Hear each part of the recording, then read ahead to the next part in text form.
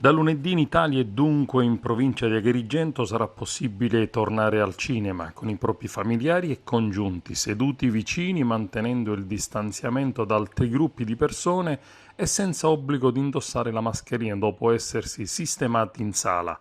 Sarà possibile sgranocchiare popcorn e sorseggiare bevande. I punti di ristoro all'interno dello spazio cinematografico saranno aperti. È un altro importante passo verso la normalità che ci auguriamo coinvolga subito dopo teatri, spettacoli ed eventi culturali. Il cinema in Italia può ripartire come avviene nei principali mercati europei, dimostrando di essere pienamente allineato anche sotto l'aspetto della sicurezza degli spettatori e tutela dei nostri collaboratori. È il commento del ministro Franceschini che ha lavorato per la riapertura delle sale cinematografiche.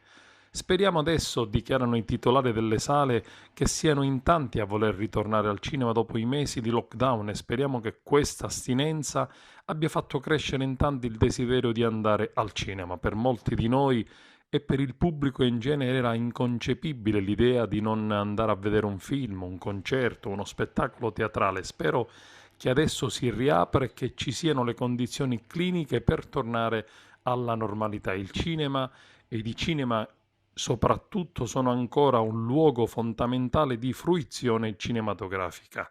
Mi rifiuto di guardare un film sullo schermo del PC o del telefono, solo il cinema offre le condizioni ideali, il suono, l'immagine, il buio. La differenza tra i due modi, dichiara il regista Tullio Giordana dei Cento Passi, è come quella tra il pregare da solo e il pregare in un coro. Le parole sono le stesse, ma la condivisione reale, che significa vedere altre facce, è completamente un'altra cosa.